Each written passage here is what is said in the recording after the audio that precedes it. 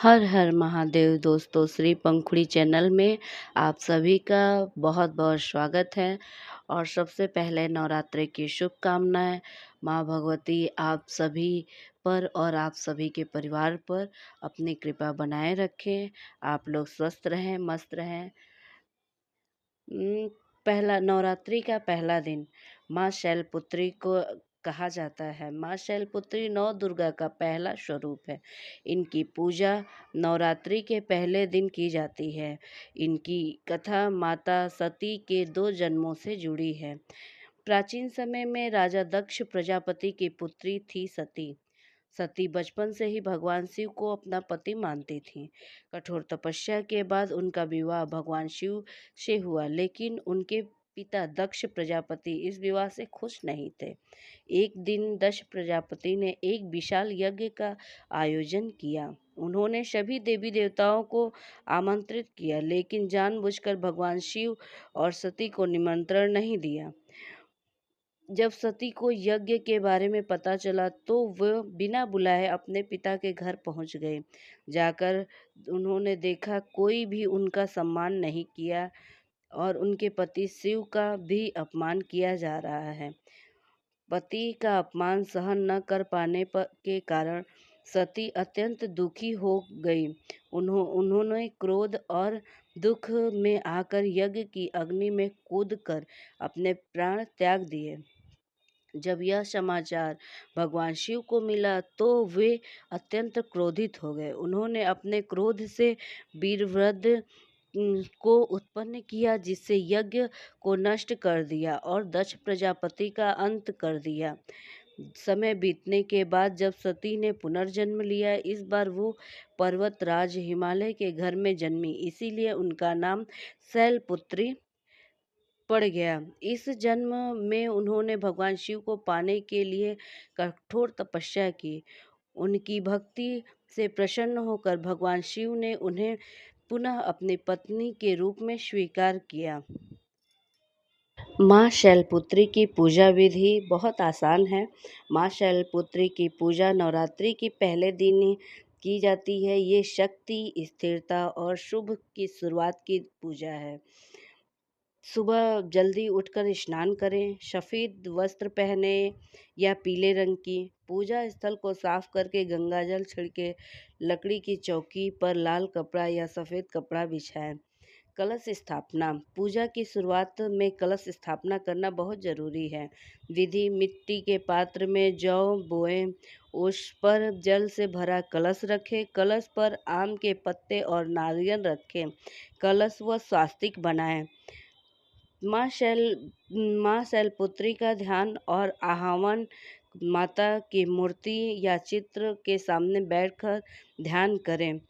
वंदे विच्छेदल चंद्रधर्त शेखरम विशारुद्र शूलधरा शैलपुत्री यशस्विनी।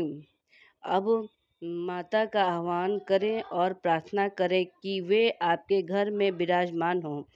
पूजा की सामग्री: फूल, रोरी, चंदन, अक्षत, धूप, फल, मिठाई, घी मुख्य भोग है। नारियल।